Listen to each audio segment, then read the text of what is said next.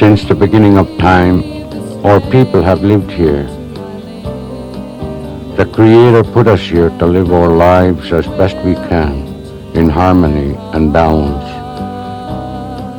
He also gave us gifts to help us do this. One of these gifts was sport. There has always been sport in Indian country. It was evident in all aspects of life, from birth to death.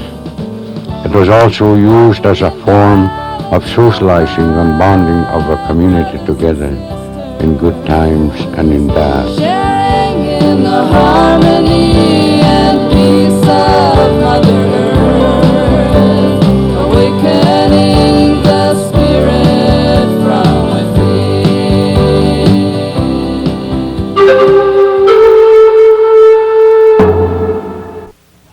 The North American Indigenous Games were started in Edmonton in 1990. It was the first of its kind in the world, gathering Indigenous peoples from across the continent to compete in sporting excellence. The Sacred Lance was run from Wanuskewin to the host community of Prince Albert and was brought in to be given to Eugene Arcan, chairman of the 1993 North American Indigenous Games. The elders have decreed that this Eagle staff must go wherever the games may go. Ladies and gentlemen, at this time I'd like to call on the chairman of the 1993 Games, Mr. Eugene Arcan.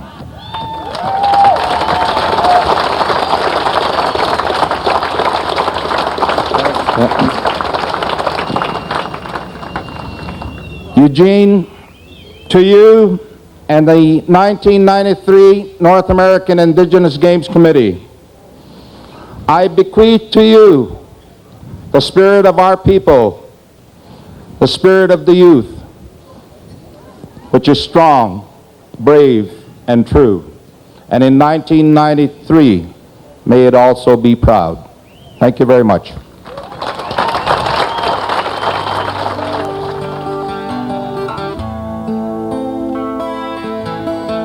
The culture and ceremony was truly evident in all aspects of the game. I looked up to the skies and saw an image that spoke to me of truth, by the dignity and pride on which such images ride. The 4,000 participants, including the athletes, coaches, and spectators, came with immense community pride to do their best in the traditional Indian spirit. Grandfathers to watch their children grow, and with dignity and pride. Our children are alive, building circles with their minds.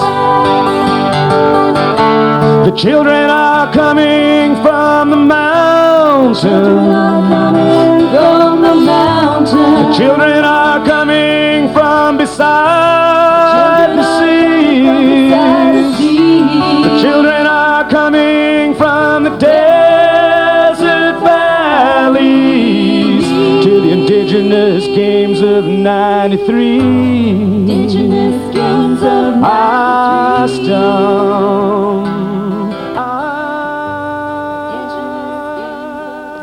They also came with their culture and tradition to be shared with all. Indian people have always had barriers to overcome. It seems to be second nature for them to overcome adversity. To realize your potential, identify your potential, and go for it.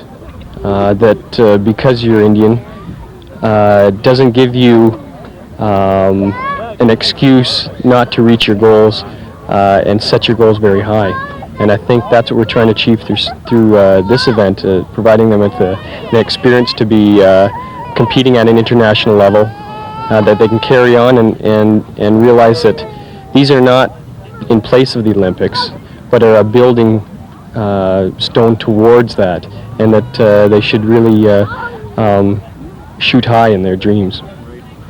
For sure, I agree that we have set a standard, but that standard will only, in my mind, continue to be raised as we get more experienced, and this foundation that we've developed with the 90 games, the 1993 games, is solid, and it's always going to be difficult. It's not a perfect world, especially for our people.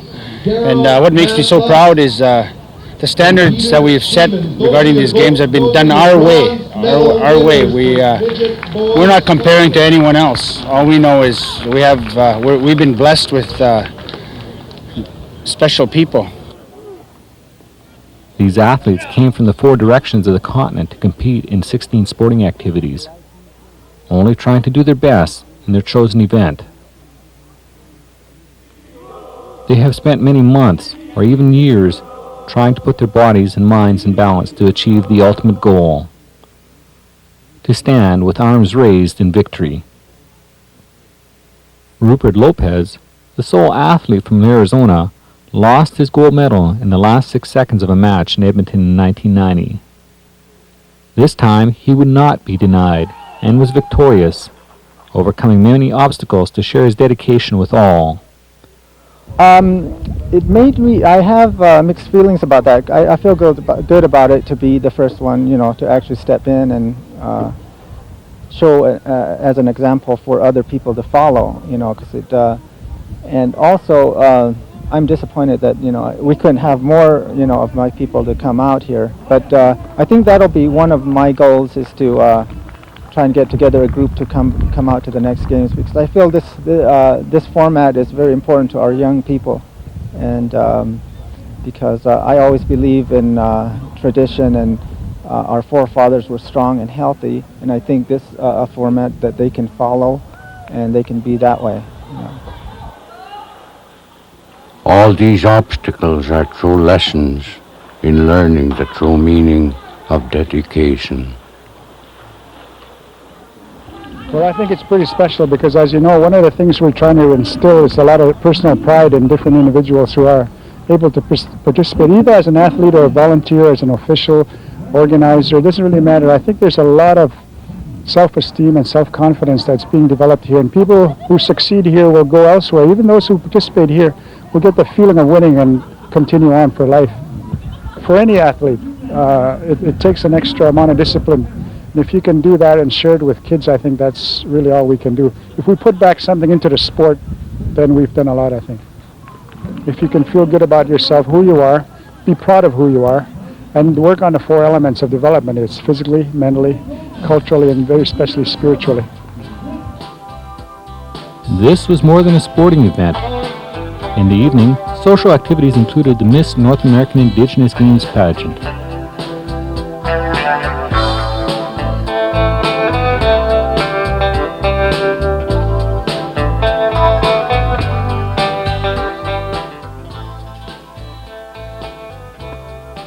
Fashion show.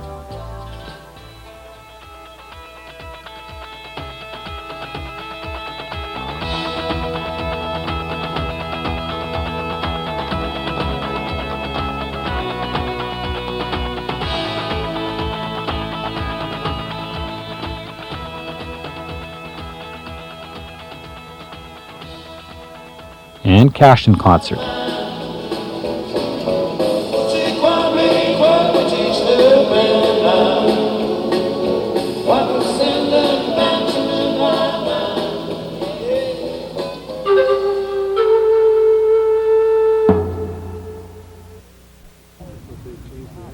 Some of these athletes have already had their dreams come true.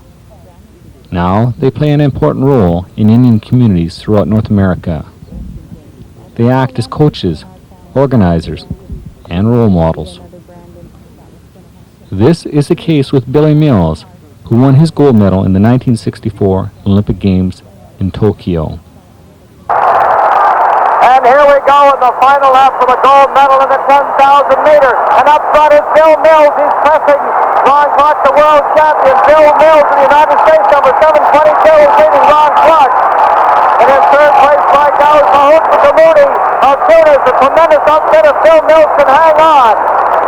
But Kamudi goes out ahead. Is Kamudi right now leading in the 10,000 meter. Ron Clark is third. Rather, Bill Mills is in third. Ron Clark is in second right now. This is the final lap for the 10,000 meters. The unheld Mahout Kamudi of Tunis is putting on a tremendous sprint. He's out ahead of Ron Clark. Bill Mills, United States, is in third place. This will certainly be the fastest 10,000 meters ever won by an American. Here's Mills, who seems to be boxed in.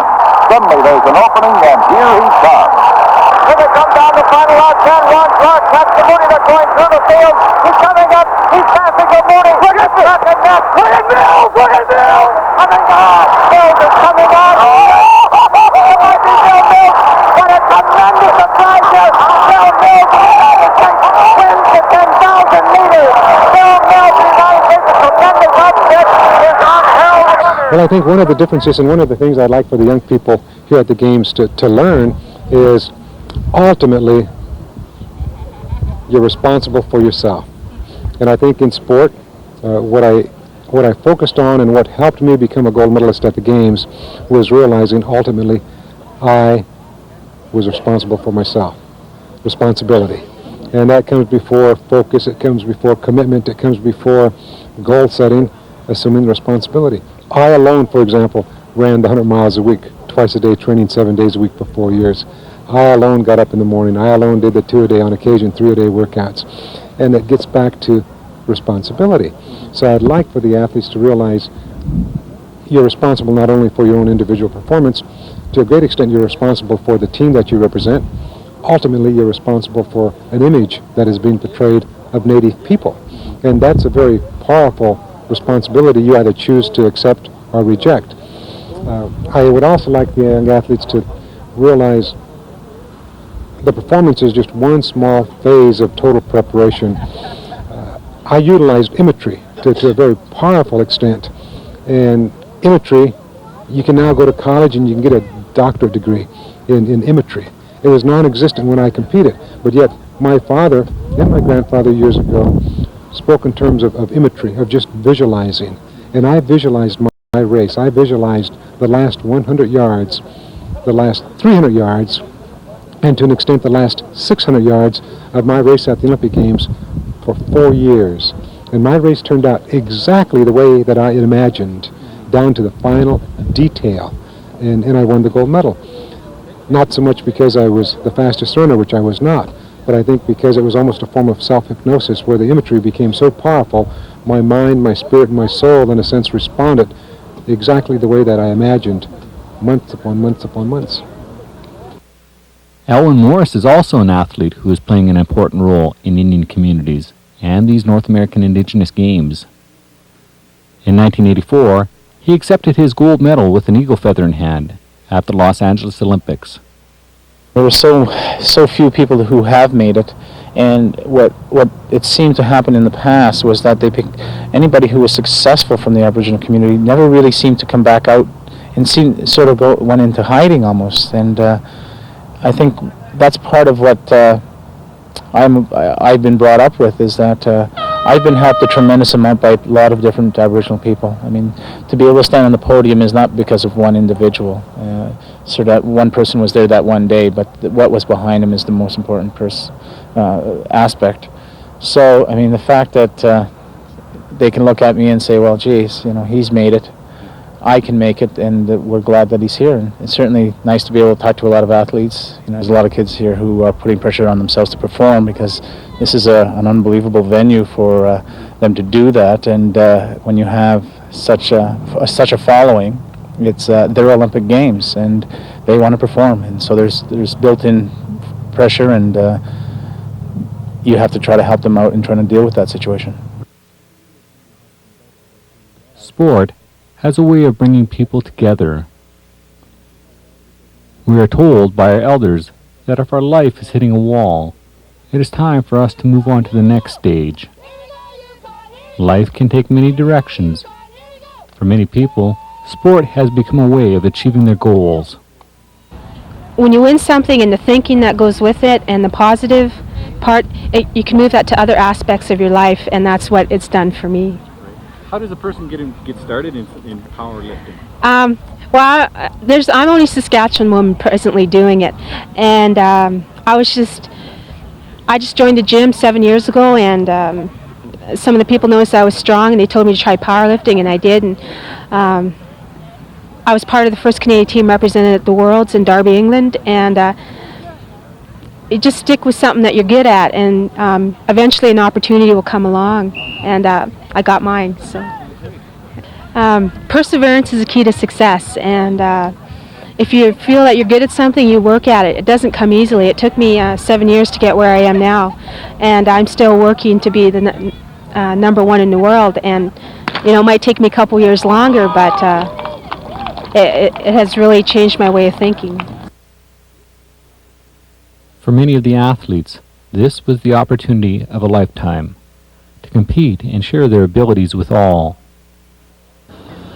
I've had opportunities to be involved in many, many major events. And I have to say that this is one of the most unique, overwhelming experiences that I've ever been involved in. Right from the time that we got the mandate from the leaders of the province to go ahead to right till today. I thank the grandfathers, and the great spirit, and there are so many things that have happened since we got that mandate that people will never know about. Some people call it fate. I call it other things. I call it that's our culture, that's our tradition. If you believe in it, no matter what you do, as long as you base your decisions on common sense and respect for others, and try and be as honest as you can when you're expressing your thoughts, your opinions, good things happen.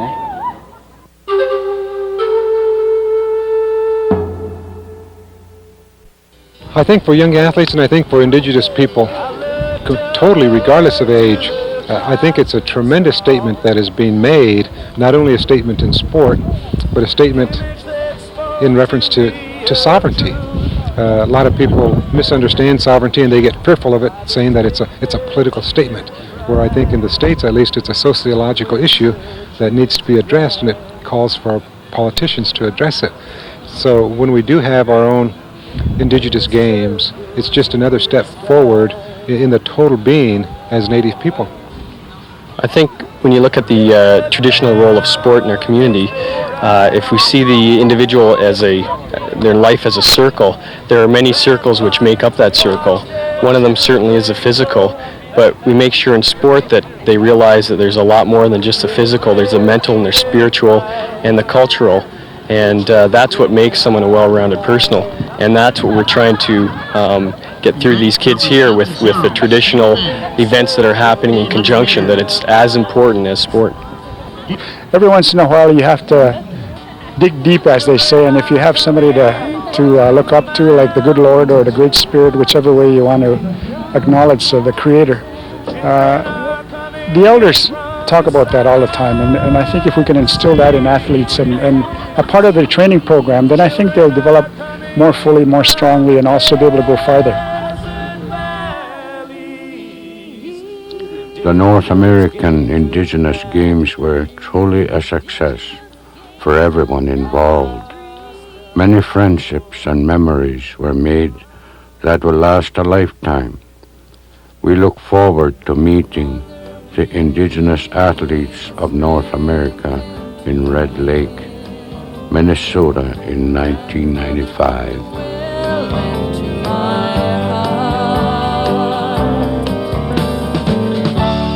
Walking in balance with my brothers and sisters, sharing in the harmony and peace of Mother Earth, awakening the spirit from within. Tanas kumatan, amo buktain of simanto.